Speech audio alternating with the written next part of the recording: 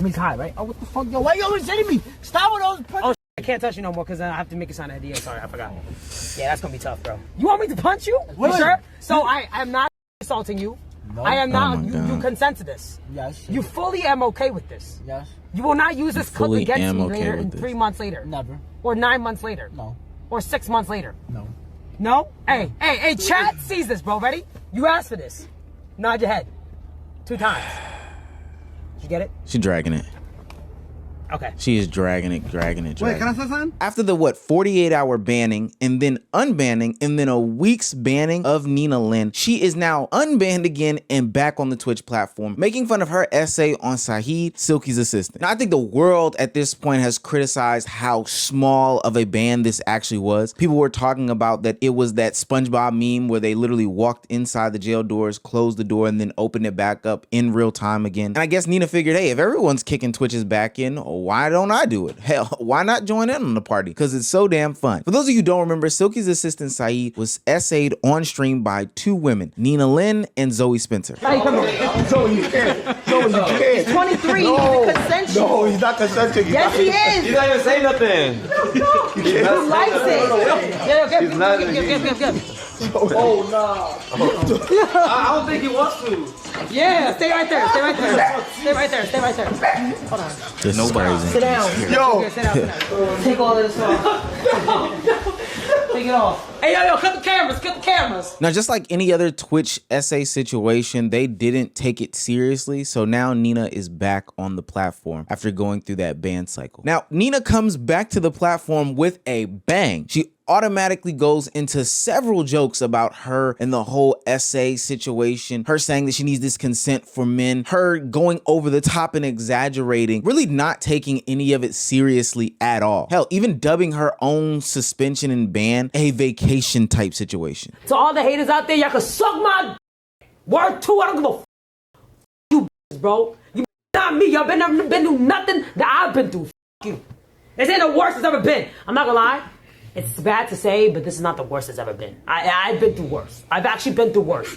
So this jail was kind of like vacate jail a little bit. Just playing in Twitch's face. Now, need I remind you, she actually made light of this situation a minute ago when she was with Your Rage Gaming after he had pressed her about this whole situation. In that moment, she invalidated Saeed, said that it wasn't really essay, and, you know, said that he was really taking the narrative too far, making them out to be the bad guys. So what if he says, I feel like you did some shit wrong? No, so the whole Saeed thing, no one essays Saeed. That's why today I was actually looking for Saeed. I was going to talk to him because he definitely felt disrespected as a person. Me, I take accountability what I do. If you dead ass felt disrespected, I didn't know. So you gotta let me know. If you did, I will always apologize. I mean, that's just normal people. But for him to walk around and say all that crazy shit, you never think about what Saeed's thinking too, though. Like, who wants to walk around being called that? Wow. Is that so, Nina? Interesting. Do you keep that same energy when it comes to women that get assaulted? Do you say the same thing? Like, that'd be very embarrassing. But I imagine if it was 2 guys who did this exact same thing to a girl on stream, if it played out exactly the same, there would be universal condemnation across the board, including from Nina herself, I imagine, and rightfully so, because stand back, brave take coming in. Plug your ears if you're not ready for the spicy take. Assault is bad. Now, not only is she back to double down again, and off that doubling down, she got backlash. But let me tell you guys, Nina is such a bad person that she's here to actually triple down. She's here to actually give herself more excuses. And she's here to clap back at anybody who has anything negative to say about her. Really, anybody who's trying to hold her accountable for her actions. You know what's so crazy? I never thought that many people were watching me. I really didn't. I didn't even think TMZ was watching me. I got a call from TMZ this morning, bro. They're like, we want your side of the story. I'm like, listen, man, I'm not even gonna argue with these little bitches. Like, it is what it is. You know what I'm saying? We live on, we be better, bro. That's it. We gotta keep it pushing. And I'll say one more thing, and y'all know who this is, bro. That weird motherfucker that lives in the basement of his mom's house, that be chatting about me all damn day long. You are obsessed with me. I think you in love with me. No cap. I genuinely think you get no pussy and you in love with me, bro. Like, you gotta chill out. It's been way too many clips I've seen you, bro. Like, you low-key obsessed. I'm flattered, but you gotta chill. No cap. Now, when I heard this, I was ready to go live. I was ready to get outraged, and I was ready to call her out because I thought she was talking about me. How dare you say this is my mother's basement? This is clearly my extra bedroom in my own home. Then I had to calm down and say, hey, maybe it's Moist Critical. Maybe it was Young Don. I didn't know who she was talking about. I put some doubt in my head. So after calming down and continuing the video, she said something that made it very clear as to who she was talking about. You low-key obsessed. I'm flattered, but you gotta chill. No cap. Heard you don't even drink water, too. Yo. I'm not gonna lie. You're like 47 years old. You gotta Okay. Okay. She was talking about Asmongold. I get it. Now, the problem that I have with this is that every clip that I have seen of Asmongold is that he was just trying to give you accountability. He was trying to hold you accountable and even greater than that, Twitch accountable for the way that they handled this whole situation. Nina must not remember she was a part of the essay weekend. I know that that's crazy to dub it that, but I did in a previous video. The weekend where not only did Imaru get essayed on camera at TwitchCon, she outed Ms. Kiv. There were other people at TwitchCon that were getting essayed, and the platform had a lackluster response to that. So Asmongold literally was just trying to give you some accountability, but here you are saying, "Shoe fly, don't bother me." So this stupid bitch gets unbanned and she immediately starts getting mad at me. And she blames me for her getting banned. And have you ever thought that maybe it's your fault that you got banned? Maybe. Because of your own actions? Could it be? Have you ever thought that maybe you got banned because of what you did? Well, like, oh, wow, I'm talking about it. Yeah, really. Well, there's been a lot of people I've talked about and they didn't get banned. So what's the difference between them and you? I wonder. That weird motherfucker that lives in the basement of his mom's house. It's an attic, excuse you. oh. Yo, he's Chatting about me all damn day long. You are obsessed with me. I think you in love with me. No cap. I genuinely think you get no pussy and you in love with me, bro. Like, you gotta Talk whatever you want. Crash out however much you want. That's totally fine. Nothing that you're gonna say is gonna make me mad. You're not gonna upset me. You're not gonna bait me into, you know, some weird internet beef. You're just a disgusting bitch. That's it. And it's got nothing to do with this about me at all. Now, I knew Nina Lynn wasn't a person to take accountability. This Aquafina variant isn't somebody that I believe can sit in her own mistakes, be really apologetic, and move forward with intention and purpose. Asmongold checking her on the internet, myself, Young Don, whatever other commentators or reactors checking her on the internet isn't going to stop her in her day. But you would think that somebody who was a friend of hers or somebody she's been featured in videos with would be able to at least share their opinions on it and, you know, clear her out of the way about her situation, you know, hold her responsible. I just think it was so awful to watch. And they were saying like he likes it, and they were saying like, oh well, or Nina said like responded to Rage, and I forget who, but Nina was like, it's embarrassing for guys to be assaulted. It's he should be embarrassed as a man. And then I saw people like commenting being like, oh, it's so triggering. People commenting like how is he as a man unable to push two girls off of him? Like, he's clearly laughing in the clip. He's not. How the fuck was she supposed to know he was uncomfortable? They've never. What? Like, this is literally why men don't come out about being assaulted. That was streamer Fan, somebody who has a W take and is on the right side of history, but also more importantly for this situation is somebody who is close to Nina, somebody who she's been in videos with, somebody who even Nina would acknowledge she has some sort of relationship with. That was her sentiments a couple of weeks ago on the situation, and she, just like everyone else, tried to hold them accountable. I don't think what she said was any level of disrespect. I don't think what she said was any level of throwing under the bus. But hey, that's just my opinion. Let's see what Nina in her comeback stream had to say about people like her. There was one person that he was like, damn, I think you have my back. Not have my back, I didn't expect nothing. But I didn't expect him to throw my name in the dirt like that. Who? It's not even a person like people, the biggest people, I don't give a fuck. To be honest, if I don't know you, I don't give a shit what you say. You just autistic to me, like, it doesn't matter. But it was one of them I've actually used to do videos with a lot. I was like, damn, and she was actually a fan of mine. Oh, girl, what's her name? Can't tell you the name. Damn, she was actually a fan of mine. I get the double I don't want entendre. bitches to cry, but you feel me? But do we know her?